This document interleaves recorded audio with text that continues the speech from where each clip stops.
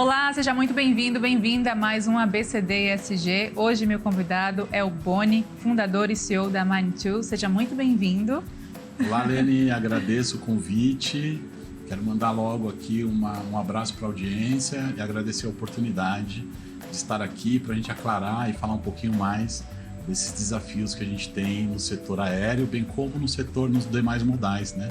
Que diz respeito ao transporte. Estou super curiosa para saber, seja obviamente bem-vindo, vai ser um prazer falar contigo e entender mais, né, direto da fonte, essa área. Explica pra gente quais são os pilares que a Mind2 sustenta, não só ESG, mas também dentro da área de aviação, Boni. É importante a gente falar, quando a gente fala de Mind2, é importante a gente falar da origem. A Mind2 veio para incentivar, né, com uma atividade real, física, de fato no mercado, o setor de transporte, atendendo a um direito social.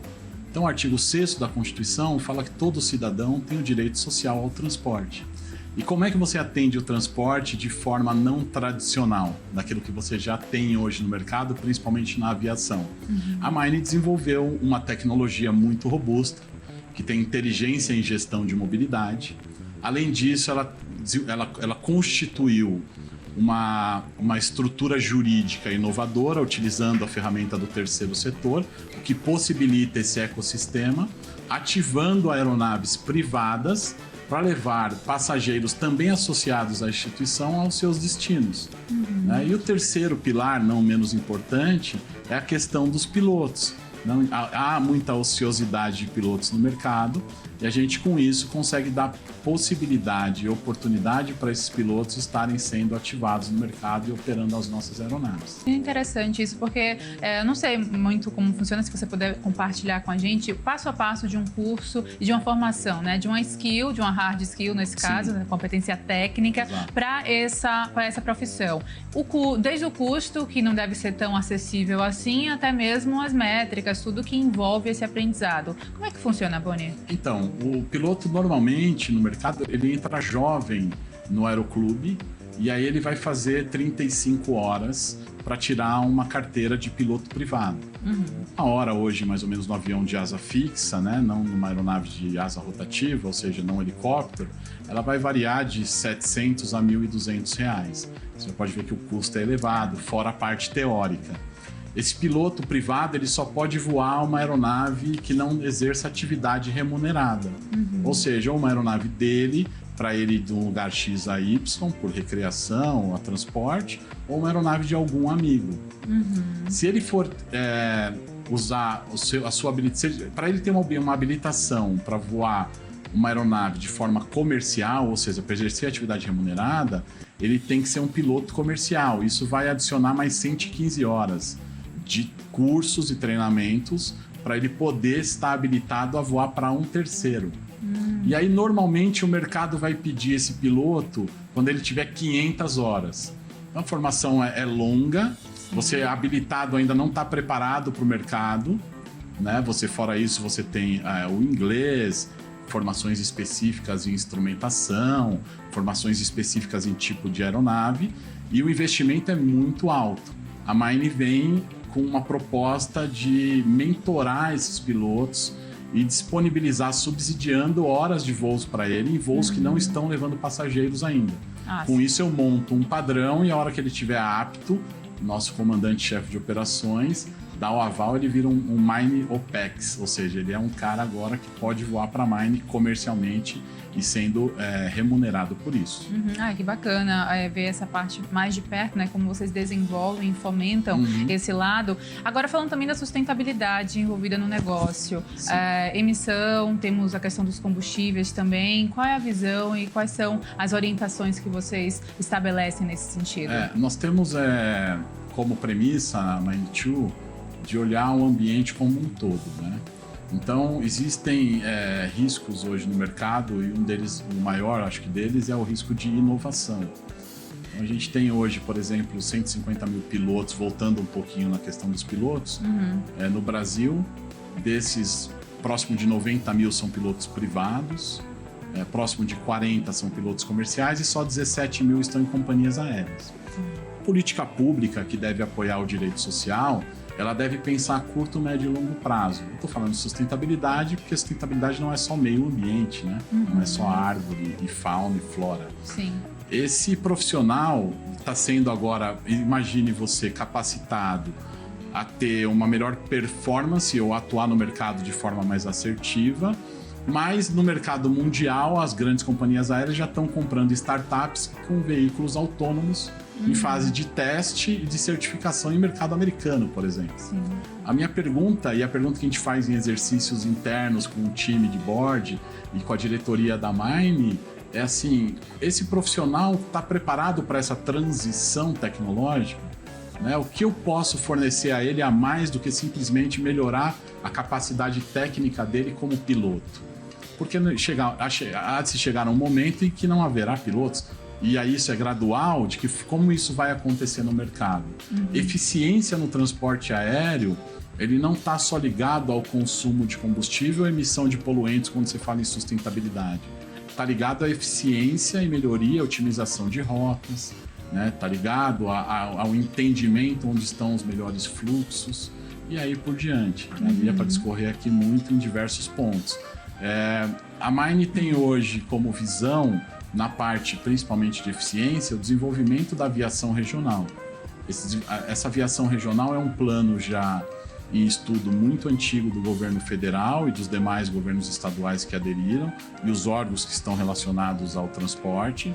Hoje se fala em plano de aeroviário nacional, que ele pretende não só falar da aviação, mas como da conectividade, né? Como é que eu conecto os modais, né? Como é que eu faço uma pessoa se deslocar menos no modal terrestre para se deslocar mais no modal aéreo.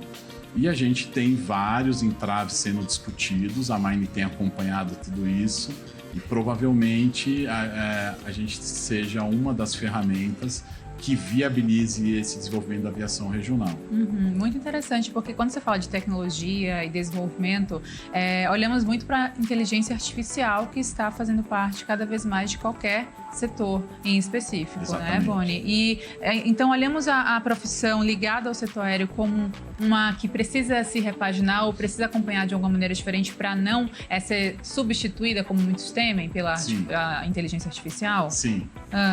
E aí, o que é que se faz? O que é que se pode fazer? Qual a visão de médio e longo prazo com relação a essa evolução de mundo que acontece? Exatamente. A gente vê, por exemplo, fazendo uma analogia ao transporte terrestre, a própria Uber, né?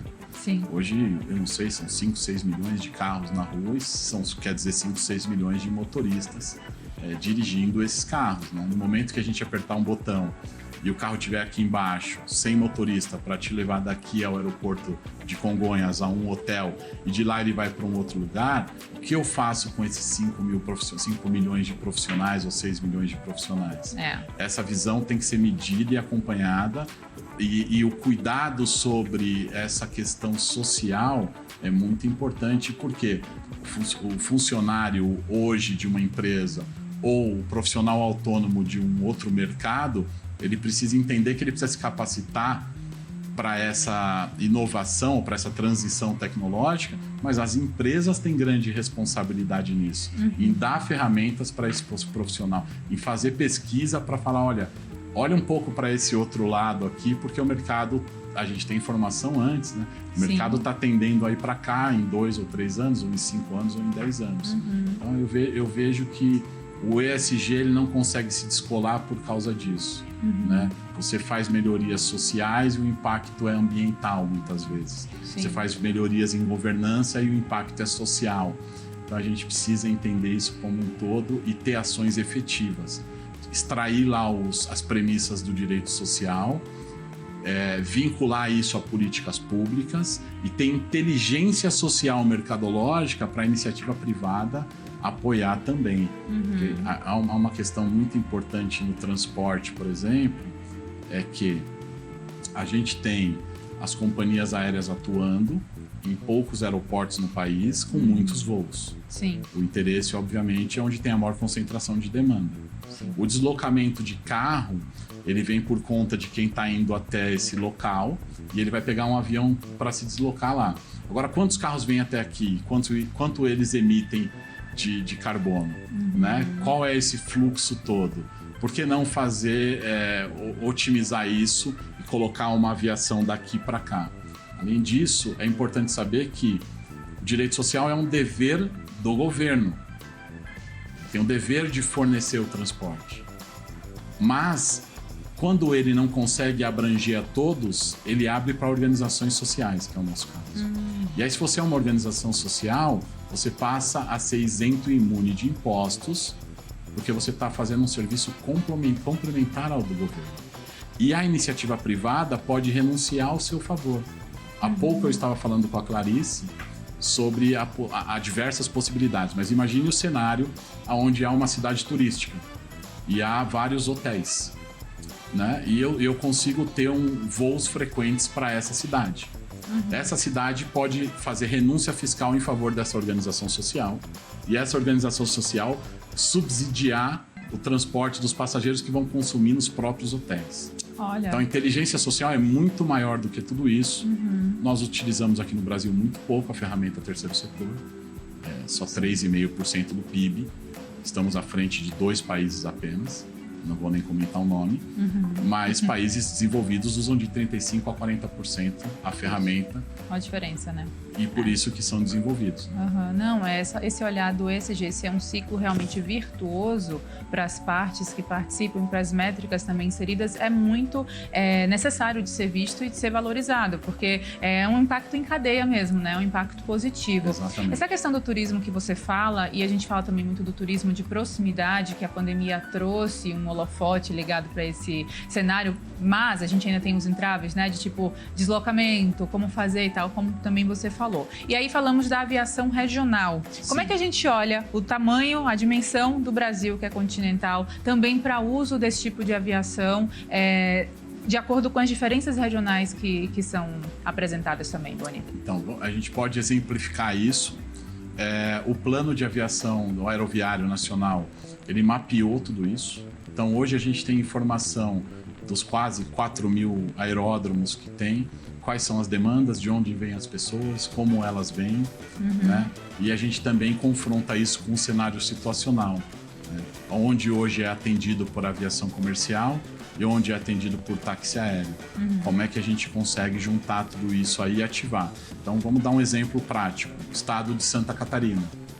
Nós temos ali 4 ou 5, se não me falha a memória, aeroportos que são atendidos pela aviação regional. E é óbvio, eu estou falando aqui longe de ideologia ou de algum tipo de frente partidária, né? A gente está falando aqui de desenvolvimento econômico do país, sustentável principalmente.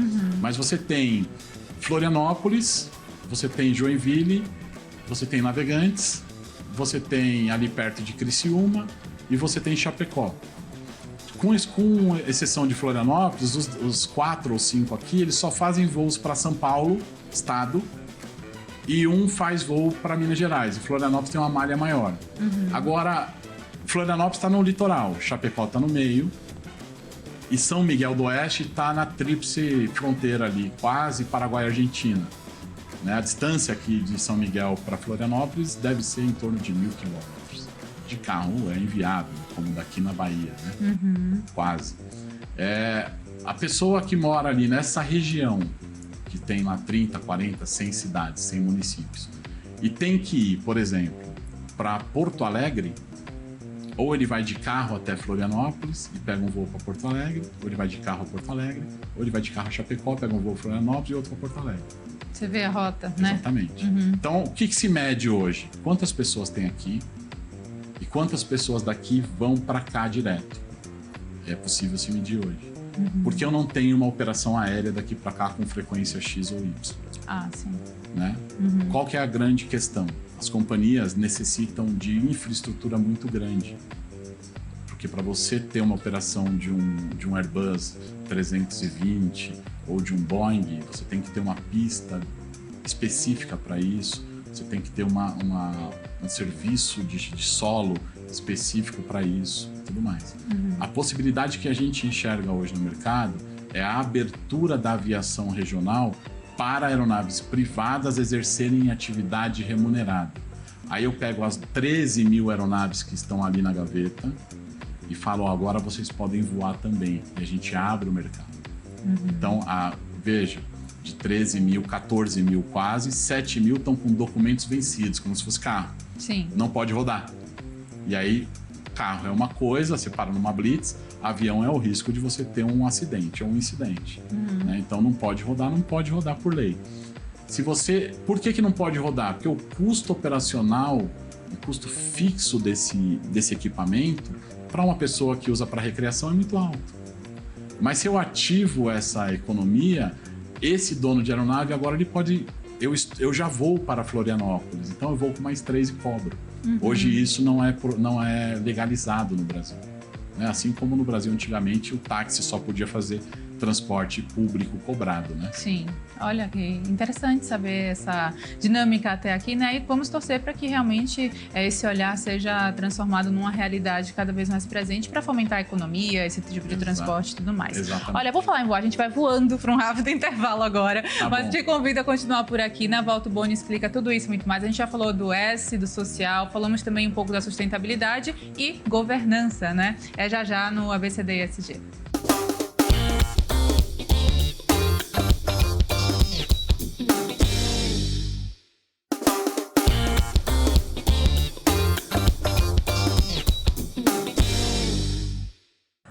Estamos de volta, a BCD ESG que fala hoje com Boni, CEO e fundador da Mind2, e a gente fala sobre o setor aéreo, né, as métricas ESG também nesse tipo de negócio. Bom, quando falamos de ESG não tem como não falar de meio ambiente em específico, né, abranger tudo isso que essa pauta traz. E aí, como é que olhamos para o meio ambiente nesse sentido? Legal, Lene. Eu estou, obviamente, trabalhando números aproximados e públicos, né, mas a gente tem alguns dados curiosos.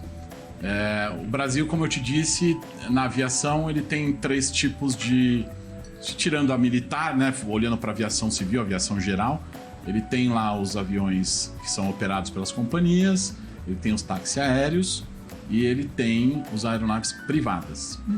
Pelas companhias são 577 aviões e muitos voos, quase 100 milhões de passageiros ano. As companhias emitem, em média, aqui no Brasil, 20 milhões de toneladas de carbono na atmosfera. Essa é a aproximada emissão. Isso representa mais ou menos 3,5% do impacto do ser humano sobre o ambiente. Então, do todo, entre as usinas, as indústrias, 3,5% é o transporte aéreo.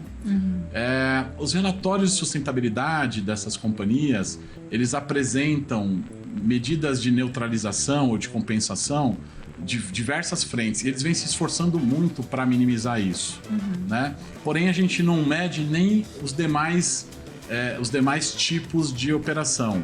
Então, a gente está falando o único que é medido. Táxi aéreo não é medido e privado não é medido. Então, nós deveríamos saber esse número primeiro. Sim. A gente tem um outro problema, que na hora da compensação estão sendo utilizados ferramentas de medições internacionais, e não a norma brasileira, né? Não é a norma brasileira de balanço socioambiental. Então isso também é uma grande oportunidade para a gente expor ao mercado que deveria estar sendo usado as normas brasileiras de medição de quanto você polui e como é que você tenta neutralizar isso ou neutraliza. E também não é um puxão de orelha, é só uma questão que existe uma norma, tem muitas que não conhecem, né? E as companhias estão aí buscando isso. O mercado tende, num futuro próximo, a ter o registro de emissão de carbono por CPF. Então eu e você, a gente vai saber lá no final do mês ou no final do ano, o Boni polui o ambiente em X, porque ele usa carro, ele usa o avião, ele consome produtos X. Então a grande tendência hoje no mercado qual é? Indo para esse caminho, a gente consegue neutralizar o CPF. E neutralizando o CPF, a gente neutraliza o restante. Olha, que interessante. Essa é a grande magia desse CPF. Exatamente. Não tinha ouvido falar ainda. O produto que você consome, ele está neutralizado e aí tem uma cadeia de suprimentos. Então, o balanço socioambiental ele consegue medir tudo isso. Né? E medindo isso, a gente sabe exatamente quanto eu consumo e quanto que eu tenho que devolver. Imagine a situação de 20 milhões de toneladas ano passando a zero. A busca pela aviação hoje a redução de 65%, mais ou menos, se eu não me engano. A gente tem uma principal fonte sendo explorada, o biocombustível, né, que ele junta o querosene com combustíveis com origens vegetais, de gordura vegetal, entre outros, mas ainda um desafio muito grande, porque você tem o custo desse combustível, biocombustível, ele é quase o dobro do custo do combustível tradicional hoje utilizado. E como é que a gente mantém o mercado no patamar que está, se a gente tiver um custo elevado de combustível na hora da operação, que hoje deve variar em torno de 30%. 30% do custo do voo é combustível. Sim. Eu aumento parte disso em mais o dobro, como é que ficaria isso, né? Então, por isso meu cuidado, se a gente olhar só para o meio ambiente, a gente não consegue neutralizar nunca. Se a gente olhar para as ações de inteligência social, é possível neutralizar. Existem empresas hoje no mercado sendo contratadas por grandes indústrias e fazendo usinas de energia limpa, com energia solar, devolvendo para essas grandes indústrias incentivarem o varejo a comprar o produto dela, porque esse produto está neutralizado. E ela ganha com isso, por exemplo, um vale energia, que ela vai pagar a conta dela com energia limpa. Então são medidas mais heurísticas, né?